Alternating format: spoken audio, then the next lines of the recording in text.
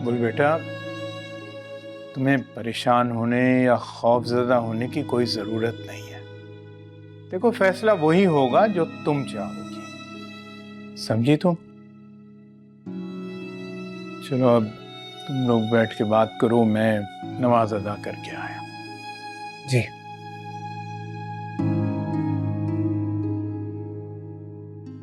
वैसे बात तो 16 ने ठीक की रईस लोगों ने।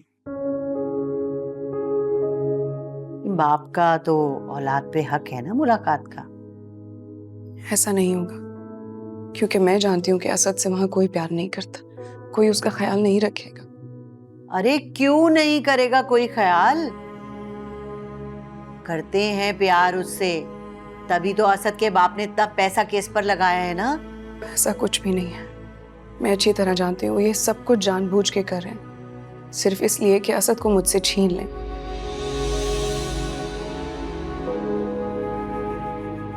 असद को मुझसे बदजन करना चाहते हैं और कोई बात नहीं है। भाई क्या क्या सोचती रहती हो तुम? अहमद समझाओ इसे। कुल मेरे ख्याल से अम्मी ठीक कह रही है, तुम्हें असद को उसके बाप से मिलने देना चाहिए। और अगर मैं ऐसा ना करूं तो?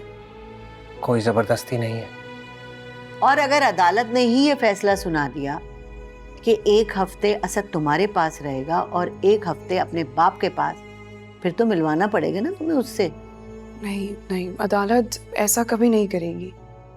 ठीक है कुल, जैसी तुम्हारी मर्जी, मैं उन्हें मना कर देता हूँ।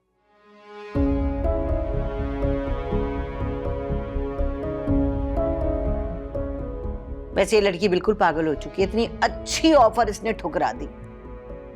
अम्मी मैं गुल के साथ जबरदस्ती नहीं कर सकता। हाँ तो फिर पैसे भी जाया ना करवाओ ना केस पे।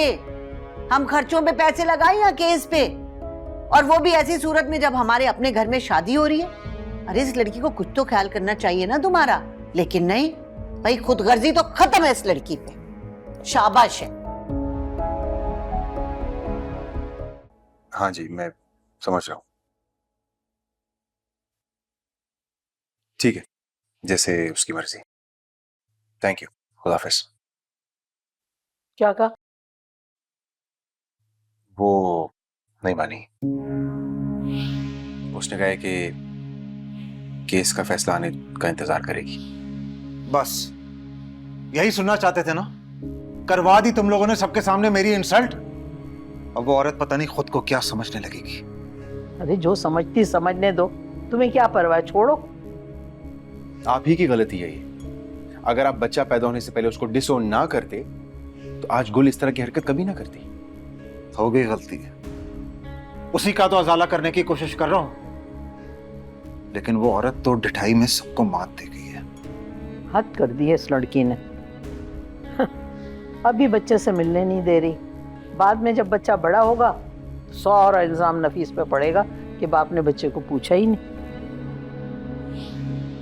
लेकिन अब मेरी जिद भी मजीद पक्की हो गई है, पीछे नहीं हटूंगा मैं। अरे बेटा छोड़ दे, मैं कहती हूँ बच्चा खुद तेरे पास आ जाएगा। ऐसे ही होता है, ये जो बेटे होते हैं ना, ये सोतेले बाप के पास नहीं रहते।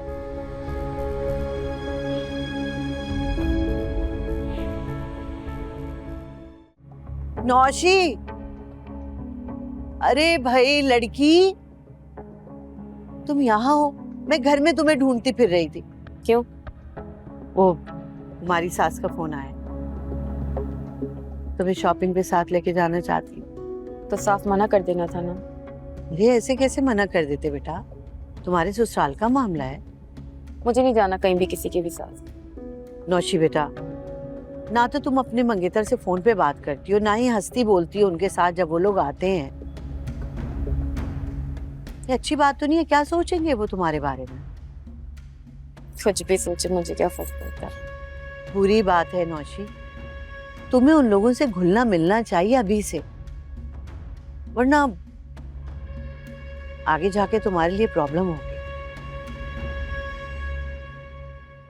आई प्रॉमिस अम्मा, वहां से मेरी कभी कोई शिकायत नहीं आएगी। मुझे तुमसे यही उम्मीद, तो कह दूं उन्हें फोन पे कि तुम जाने के लिए तैयार हो? जीती रहो मेरा बच्चा। अभी फोन कर।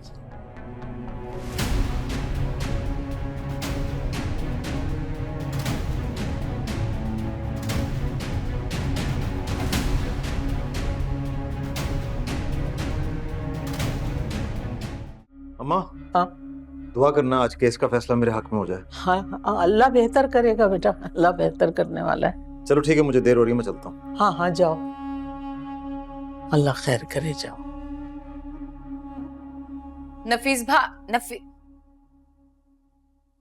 नफीस भाई चले गए, चाय पीकर जाते। भाई वो उसके केस का फैसला होना है ना, इसलिए जल्दी चला गया है। हाँ मैं तो भूल ही गई, ये चाय पीजिए। वैसे ताई, अगर असद नफीस भाई के पास आ गया तो नफीस भाई उसे कैसे संभालेंगे? कोई भी जज ना इतना छोटा बच्चा उसके बाप को दे ही नहीं सकता। खामखा में सब कुछ कर रहे हैं, अपने पैसे को बर्बाद कर रहे हैं, बेकार। हाँ वैसे हमने तो हमेशा यही सुना है कि अगर बच्चा छोटा है तो वो माँ के साथ जाता है, अगर बड़ा बच्चा है तो वो मुंह से बताता है कि मुझे माँ या बाप के पास जाना है। तो यकीनन बच्चा गुल के पास ही जाएगा ना? अरे नफीस को तो ना पैसे बर्बाद करने का शौक है, कर लिए उसने पैसे बर्बाद, फैसला उसके हक में नहीं होगा। अभी आ जाएगा, देखना मुंह लटका के। छोड़ो उसे। तुम ये बताओ, वो रमीज का इलाज सही करवा रही हो ना? अल्लाह का शुक्र है, अल्हम्दुलिल्लाह। बिल्कुल सही पढ़ाई कर रहा है, बिल्कुल सही खा पी रहा है, एक्टिविटी में ठीक है, दोस्तों से मिल रहा है, अब सब नॉर्मल है। अल्लाह का शुक्र। अच्छा वो तुम्हारी माँ तो ठीक है ना? कितने दिन हुए, चक्कर ही नहीं लगाया उन्होंने? हाँ वो बड़े भाई के पास यूके गई हुई है ना, मुझे भी बुला रहे थे तो मैंने मना कर दिया कि मैं अभी अपने ससुराल में ही रहूंगी, घूम फिर कर आए।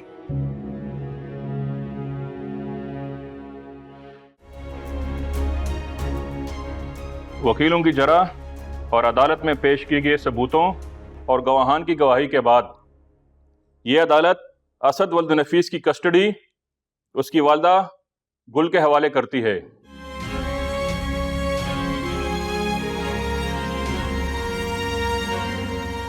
अलबत्ता ये अदालत असद की वालदा गुल को ये हिदायत देती है कि हफ्ते में एक दिन के लिए बच्चे को बाप के पास रहने दिया जाए।